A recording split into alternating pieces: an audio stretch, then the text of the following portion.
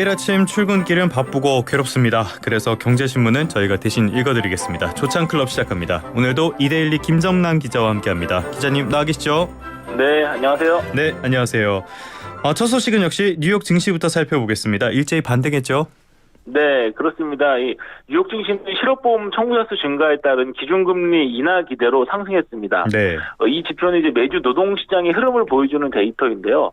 뭐 한 달에 한 번 나오는 고용 보고서 등과 같은 것처럼 이제 주목도가 그렇게 높지는 않지만 그래도 이제 시장에서는 빼놓지 않고 보는 지표입니다. 네. 지난 4일로 끝난 뭐 한 주간 이제 신규 실업보험 청구자 수를 보니까 23만 1,000명으로 나왔는데 이건 전주 대비해서 2만 2천 명 정도 증가한 겁니다. 최근까지는 한 20만에서 21만 명 정도를 기록했었는데 더 늘었다는 것은 그만큼 고용이 둔화했다는 것이고요. 예. 이 경기가 나빠질 조짐 보이면은 당연히 미국 연방준비제도는 금리를 내릴 여지가 더 있겠죠. 그 뉴욕 증시가 최근에 약간 부진해서 이제 투자자들은 금리 인하 신호를 좀 찾고 있었는데 예. 이 지표를 등에 업고 이제 반등을 한 것입니다. 이게 다우지수는 한 0.85% 정도 올랐고요. S&P 500 지수와 나스닥 지수는 각각 0.51%, 0.27% 정도 상승했습니다. 이 주간 실업보험 청구자 수가 보합세가 길게 이어지더니 이번에는 그래도 시장이 좀 환영할 만한 소식이 나온 것 같습니다. 시장에서 이렇게 고용 지표 중요하게 보는 이유는 뭔가요? 네, 특히 이거는 미국에 좀 특화된 얘기인데요. 이제 각 나라 중앙은행들이 각기 목적이 조금 다릅니다. 예를 네. 들어서 한국은행 같은 경우는 물가 안정에다가 금융 안정을 양대 책무로 생각하면서 운용을 하는데요. 그렇죠. 연준 같은 경우는 물가 안정에다가 이제 최대 고용을 양대 책무로 명시를 하고 있습니다. 미국은 한국과 다르게 이제 고용 유연성이 높아져가지고 예. 경기 흐름이 바뀔 때마다 고용과 해고가 비교적 자유로운 편입니다. 그래서 예를 들어서 실업률이 만약에 높아진다. 그러면 연준이 금리를 내려서 고용시장을 좀 띄워야 하는 거 아니냐라는 압력이 생기는 겁니다. 예. 한국은 좀 노동시장이 아무래도 좀 경직적이다 보니까 다소 생소할 수 있는데 실제 이제 연준 사람들을 만나보면 경기 흐름이 바뀔 때마다 어떤 판단을 할 때 고용 지표를 매우 강조하고 있습니다. 실제로 한국은행법에는 고용이라는 말이 안 들어가 있죠. 그런데 네, 그렇습니다. 예, 간밤에 보니까 전기차 관련주들 특히 테슬라 주가 많이 하락했네요. 네, 그렇습니다. 올해 들어서 테슬라 주가가 좀 다소 지지부진합니다. 그렇죠. 예. 테슬라의 그 제품 출시 책임자였던 리치 오토라는 사람이 있는데 이 사람이 전날 링크드인 통해서 회사를 떠나겠다는 소식을 알리면서 테슬라가 지난달 단행한 대량 해고가 회사에 이미 타격을 주기 시작했다고 주장했습니다. 아, 예. 그러니까 앞서서 2인자로 불렸던 드류 발리노 수석 부사장도 퇴사를 했었는데요. 그렇죠. 주요 간부들이 이제 잇따라 회사를 떠나다 보니까 투자자들 사이에서는 테슬라 내부에 무슨 뭐 심각한 내용이 있는 거 아니냐라는 네. 우려가 좀 커졌고요. 그래서 이제 간밤에 테슬라 주가는 한 1.57% 정도 하락한 171.97달러 정도를 기록했습니다. 테슬라 주가가 연초에는 한 250달러 정도 했었는데 좀 많이 떨어진 상황이죠. 이 테슬라 주가가 떨어지다 보니까 뭐 리비안이나 루시드, 니콜라 같은 다른 이제 전기차들 역시 줄줄이 좀 약세를 보였습니다. 알겠습니다. 이런 게 국내 시장에도 영향이 있을 것 같네요. 다음 소식으로 네. 와보죠. 어제 윤석열 정부의 기자회견이 있었는데요. 경제 분야 쪽에서는 눈길을 끄는 내용이 아무래도 금투세, 그러니까 금융투자소득세가 아니었을까 싶습니다. 이 내용 어떤 이야기가 있었습니까? 네, 이게 개인 투자자들과 좀 직결되어 있는 문제여서 금투세를 두고 참 말이 많습니다.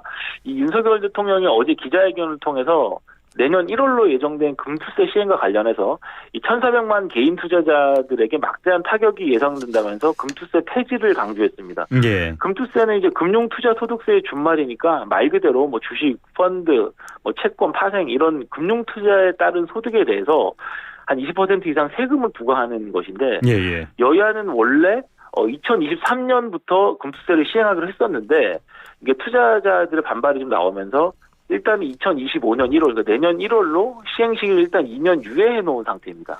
그런데 이 정부는 이렇게 이야기를 하고 있는데 야당은 기본적으로 반대잖아요. 이게 합의가 잘 될까요? 네, 지금 금투세 시행까지는 일단은 8개월 정도 남았는데 이게 합의가 쉽지만은 않아 보입니다. 이게 한국이 금융투자와 관련해서 예. 배당 소득세 같은 다른 세율이 선진국보다 높고 여기에 이제 금투세까지 얹히면은 투자자 입장에서는 남는 게 없다는 게 어제 그 윤석열 대통령의 말이었는데 예.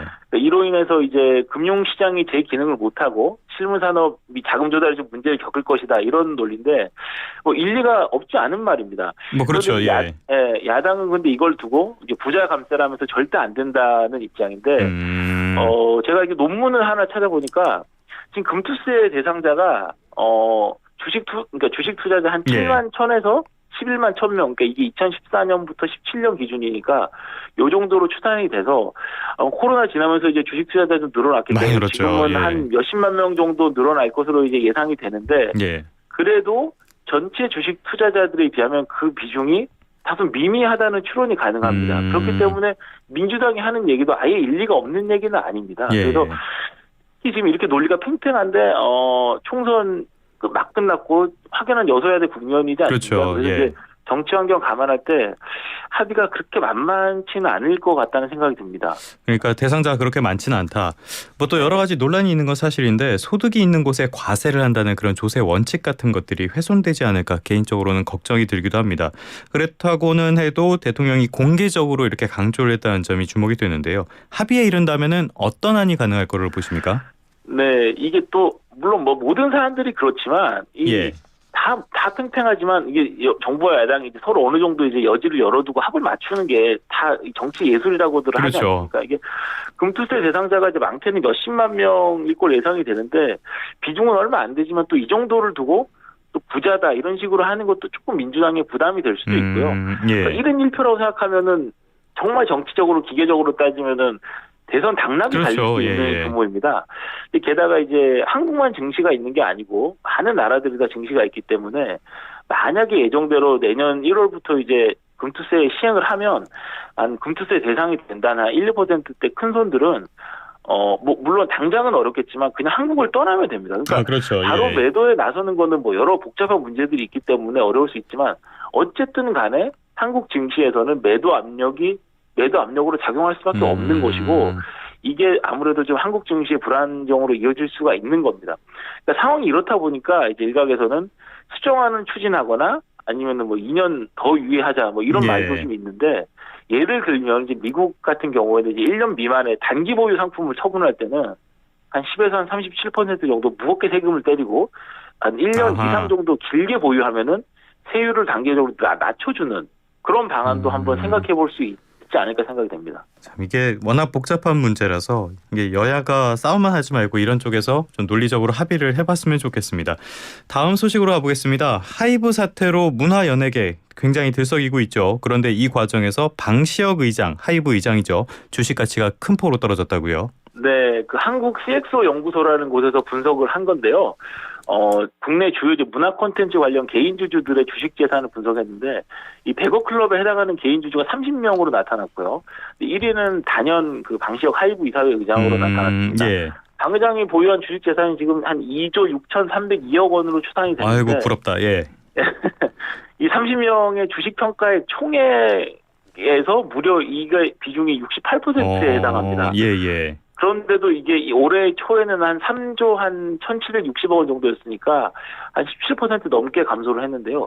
요즘에 이제 그 자회사인 어도어 민희진 대표와 갈등 때문에 좀 떠들썩한데 그 이전부터 이미 하이브 주가 흐름이 좀 좋지 않았던 것 같습니다. 계속 안 좋았던 흐름이었다.